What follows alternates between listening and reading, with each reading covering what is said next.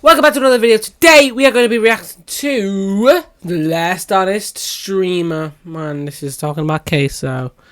This one's going to be a long one, so sit back, let's go. For whatever reason, the internet loves the spectacle. The bigger it is, the louder it is, the more expensive it looks, the better it performs. Look at the top of Twitch right now. It's flooded with million-dollar mansions, celebrity subathons, streamers buying their 10th dream car. Everything seems to be built around the question, how much money can we burn on camera? And then there's this guy. Queso is interesting, because on paper, he's doing almost everything wrong. His production quality is kind of garbage. Oh god, I do it every time. So, where did he come from? 200,000 viewers playing Fall Guys yesterday. Yeah, it wasn't even zoomed in or cropped. His setup isn't designed to be some massive content machine. Half the time he's live, he's playing some random game most people have never even heard of. Your costume sucks, kid. I mean, when your job is getting people to watch you, you don't turn down a Mr. Beast video. But Queso did. Queso did not respond to my message. And somehow, despite doing the opposite of what the internet tells creators they're supposed to do, he's still one of the biggest streamers on the planet. How does that happen? The honest answer is that none of this should have worked, because Queso's had the odds stacked against him since day one. Case Baker grew up in rural Arkansas. His hometown has a population just over 1,500. It's the kind of place where a new Walmart makes the front page, and where living in a small town is kind of cool though, because you know everybody really. The churches outnumber the stoplights. Towns like that don't have a lot going on. So, as a quiet kid, Case did what quiet kids in quiet towns have always done. He disappeared into a screen. In this case, a PlayStation. Call of Duty on repeat. And when YouTube started blowing up in the early 2010s, he was right there watching Nadeshot and the Optic guys build something that didn't exist a decade earlier. He watched gaming turn from a thing you did after school into an actual career. Well, how does this sound? Making a living and even a small fortune just playing video games. I know every single YouTuber who's reacted to this have said this, but who calls a controller like that? Like, you're not playing a game like that. I'm like, oh, he's behind me. You're like, you're not doing that, are you? Focus. You're just not doing that. The biggest names were clearing their parents' annual salaries in a single weekend. And after watching that, it became Case's dream job. The problem was, he knew the odds, especially in his situation. His Wi-Fi was barely good enough to even watch YouTube. Uploading to it or streaming on Twitch, forget it. So he buried it. He graduated high school, bounced between jobs, often working 2 at a time, just to keep the lights on. For 6 years. 6 years of clocking in somewhere he didn't want to be. 6 years of watching other guys his age blow up online doing the exact same thing he'd given up on. By the end of it, Case was broke, burnout. He was one bad week away from walking into a recruiter's office and signing up for the military. Then his mom stepped in, and she asked him the question that changed everything. Why not take a real shot at the whole streaming thing? What's the worst that happens? Now, streaming is one of the most competitive jobs on the planet, and if you're like Case, trying to pursue it full time, you need to understand, there's levels to this. Level 1, you can quit your job. Level 2, you're living large. And at level 3, you're the top 1% of the top 1%. Bang. Now, there's no direct translation from Twitch viewers to money. So for the sake of the example, we're gonna say you reach level 1 at around 100 viewers. Once you're there, you can take the leap to streaming full time, which getting there sounds totally reasonable. It's not. Somehow convincing 100 people to watch you live is brutal. In the past year, 18.4 million people opened up Twitch and broadcasted live on the platform. I want you to guess how many of them actually made it to level 1. Seriously, throw a number out there. The answer is 165,536. That's less than 1%. For every person who gets to level 1, there's 100 that don't. Every big streamer you see today spent days, weeks, if not months streaming to an audience of 0. I mean, take Jinxie for example. He streamed to just 5 viewers for a year and a half before he ever made it. 5 viewers? He's grinding! And I'm throwing all of these numbers at you for a reason, because without them, you wouldn't understand how truly insane what happens next is. Okay, so hate to interrupt myself here, but let's say you're like Queso and don't love your day. Spent days filming and editing clips of him playing NBA 2K23. And on September 10th, 2022, he uploaded 22 videos to TikTok.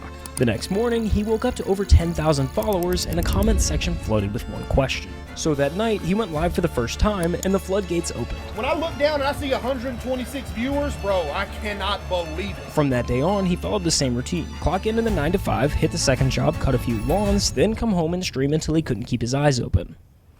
I don't want to go sleep, man. I want to go to work, man. I want to another build, dog. All I want to do is make builds and play 2K forever. Why do I gotta go work? After each stream, he'd find the best moments, clip them, and fire them that's back a on good moment to TikTok. clip. The loop fed itself. That would be a very good moment because you could put POV, you get too obsessed with NBA or something like that. Inside a week, he'd blown past 100,000 TikTok followers. Every stream was pulling 500 plus concurrent viewers. Dude said, call the boss quit. This your life now, cuz? Dude, imagine. And the number that actually mattered, he was making more money streaming at night than he was at his day job. And no, y'all literally just donated more than I make in a week in one night. Bruh. But Queso kept his head on straight. What shows up overnight can also disappear overnight. So before he quit his day job, he needed proof that this wasn't a fluke. So he made a deal with his chat, hit 5,000 Twitch subs, and he'd quit his job. This a day we're gonna remember forever, you feel me? This a day we gonna remember forever. Window a little bit. Sleep schedule gone now. You gotta make Hufflepuff proud though. Hey, it is what it is, man. That one video alone pulled in over 18 million views. Just like that, he's back. Viewership climbs to 600, keeps climbing, Hey. month after month. Every week, another clip going viral. Another wave of new viewers funneling straight into the stream. The snowball was rolling again. By May 2023, Queso was averaging over 2,500 viewers. A legitimate name in The song's a banger. If you don't know who he is, you gotta be living under a rock. And this is level 2. At level 2, you're starting to live large. You're in big boy money territory. At this point, you're not going to bed afraid the whole thing vanishes overnight. All right, man, my dad. Get him out of here! With over 2,500 average viewers, Queso was sitting somewhere just inside the top 1,000 streamers on Twitch. Incredible by any measure, but remember, Twitch is stacked top heavy. And when I say top heavy, I mean it. At any given moment, there are about 3 million users on Twitch watching content. When you break down the viewer distribution by channel rank, the picture gets pretty clear. Out of the millions of channels on the platform, the top 250 pull over half the viewership. That's the difference between level 2 and level 3. While it seems like the easiest jump on the ladder here, it's actually the most difficult. There's a specific blueprint nearly every streamer has followed to make this jump. Here, I'll break it down for you. What you're looking at right now is 5 of the biggest streamers on the planet. Each at the moment they were averaging exactly 2,500 viewers. Pay attention to the setups. None of them are exciting. The rooms are pretty basic, the camera quality kinda sucks. There's no production value. They look like what they are, just guys streaming from their bedrooms. Now fast forward to when those same streamers are pulling 10,000 viewers a night. Everything's changed. The lighting's dialed in. The cameras are crisp. The rooms look intentional. Speed hasn't changed that much. This is the blueprint kicking in, and it all starts with one realization. At this level, streaming isn't just a job anymore. It's a business. And like a business, the goal is to make as much money as possible. The internet, for whatever reason, craves a spectacle. And the spectacle game is pretty easy to play. You've kinda just gotta spend money to make money. The setup is just the start. Next comes the move to LA. Buy the mansion, drop the I just bought my dream car video. Hire a dozen editors to pump out clips around the clock. By the time you're clearing 50,000 viewers, it turns into an optimization race. Every stream, every upload, every second of content is engineered to milk the cash cow. The longer you stay on the top, the more efficient it becomes. And weirdly, the more the internet praises you for it. But the spectacle only works if people are still looking. Relevancy is the whole game. The second your numbers dip, the money goes with it. So you're forced to stay visible. You hit the podcast circuit, Impulsive on Monday and Blank on Thursday. You show up to every mainstream streamer event. You become a permanent fixture in the conversation because the conversation is the product. And the fastest way to stay in the conversation is to stand next to someone bigger than you. Take those same 5 streamers and pull up their biggest streams of all time. Ninja, Fortnite with Drake, Hayden Ross, the Donald Trump interview, Kai Cenat, the LeBron stream that pulled over 1 million concurrent viewers. That's the blueprint. I'm not necessarily saying it's bulletproof or guaranteed, but it's the safe route. Every streamer who's made it to the top 250 has run some version of that exact playbook based on constant evolution. But Queso ignored this approach altogether. His strategy is quite literally the opposite in just about every possible sense. The last time we talked about Queso, he was fresh off of Hogwarts, averaging 2,500 viewers. So let's run that same comparison from earlier and fast forward to when he's at 10,000. Not much has changed. I mean, sure, he did buy a new house, but he moved from a trap house to a trailer just across town. Either way, at the end of the day, his computer monitor is still being held up with a vacuum cleaner. If I don't have the vacuum cleaner holding up the back of the monitor, it'll fall over. And then back here are my PCs. You can tell they're being held up by books as well. And the camera quality seems to somehow have gotten worse. Chat, my stream quality is actually so crispy. It looks like it's in 4K. Since Hogwarts, he's continued to stream 4 to 6 nights a week. Same time, same chat, rotating through whatever random games he feels like. Supermarket Simulator, Granny, Dress to Impress. What is this? Why is it on my front page? playing it. Games a normal person would Yeah. to stream. But then you watch That's for me. 5 minutes That's and me you too, start to pal. get This is the funniest dude on the internet right now. Just plays the most random Everything. games. Queso, where'd he come from? 200,000 viewers playing Fall Guys yesterday. because the game isn't the point. The chat isn't there for the games. They're there to watch him fall out of his chair for the 10th time this month and narrate it like he's describing a car accident. Yo, that almost killed me. Oh! I think it did. Yo, chat! The chair is dead, dude! To watch him get jump scared by a horror game and scream at a volume that blows out the mic. And that's why it worked. By January of 2024, Queso was averaging over 50,000 concurrent viewers every single night, making him the number 3 ranked streamer on all of Twitch. Damn. Like, my mind is weird.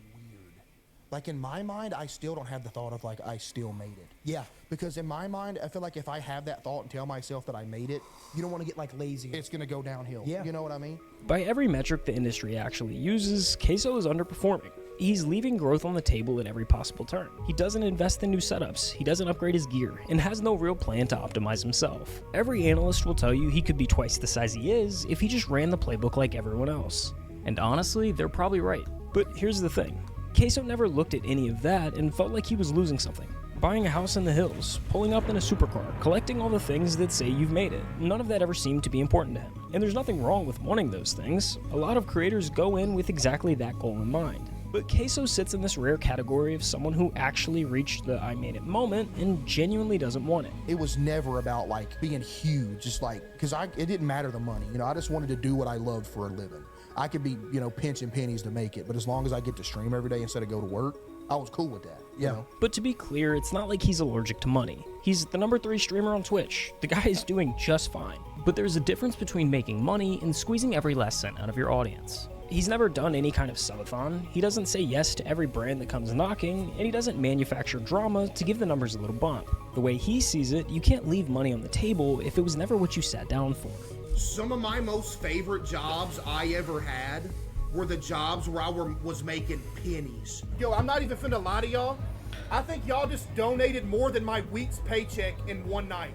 I'm talking about sitting in the parking lot of the dollar store, having to call my mom, be like, hey, can you spot me $50 for food for the rest of the week? But you know what? I was happy. Like, if I could turn this into something and just be able to do this with y'all every day, that'd be a dream come true. Yeah, I was broke, but it was all right because the job was cool. Dude, I'm not worried about Twitch ad revenue. I would rather people have a good viewing experience than make an extra, you know, whatever a month. So that's the money half of the blueprint. The mansion, the supercar, the optimization strategy. But the blueprint isn't Sorry, I'm just really tired, bro. I don't even know what's going on. about money. The other half of the blueprint is relevancy. The streaming world has a short memory, and the Yeah. way you fight that is by staying in the conversation. Podcasts, events, collabs, it all comes down to the same idea. Stand next to someone bigger than you, and you get to share some of their spotlight. Well, if you thought he was underperforming on the money side of the blueprint, just listen to this. In 3 years as one of the biggest streamers on the planet, he's done exactly one traditional collab. Jinxie. What's the furthest you've ever traveled? Florida, and that was one time to go to Jinxie's house. And that collab is, almost word for word, the only existing footage of Queso outside of his own house. My friend brought this up yesterday to me when we were chilling. He said it's crazy that Jinxie has the only recorded footage of me outside of my own stream setup. Like, he is the only one that's gotten me out of my room. Matter of fact, it was the first time he'd ever left the state he was born in. So this is the first time you've ever been out of, like, Florida? Or out of Arkansas, Yeah. Wow. It's just, I don't know, I be getting homesick. I get away from home for too long, I'm just, man, I don't know. Over the last 3 years, Queso has won 5 different awards. And the Streamer Award goes to... Queso! Queso! He hasn't shown up to a single one in person. Mr. Beast tweeted you? Oh, yeah, I talked to him, yeah. I can't even go on a Mr. Beast video due to fear of airplanes. Ain't that bad, chat? According to the blueprint, all of those things just come with the territory of being in the top 1%. But Queso is avoiding all of it. And when you stack it all up, not going to award shows, turning down the collabs, even the fact that he's only left the state of Arkansas once, you start to wonder if there's more to it. Right, I'm going to end the video, so I'm going to end up falling asleep. But, appreciate you guys watching the video. No, it genuinely was a good video. I'm just really tired. I've been working hard recently. I've got revision to do, because my exam coming up. I'm pumping out content left, right, and centre. Still got more content to do after this, actually, so I'm not even done. But I'm gonna go listen to some music. Then I gotta watch the World Cup, and then I gotta in bed before I go to sleep, edit some more shorts. So I'm always on the go with content and stuff like that. So I am a bit tired recently, but it's fine because it's what I enjoy. So thank you guys for this video. I hope you guys enjoyed. See you again next time.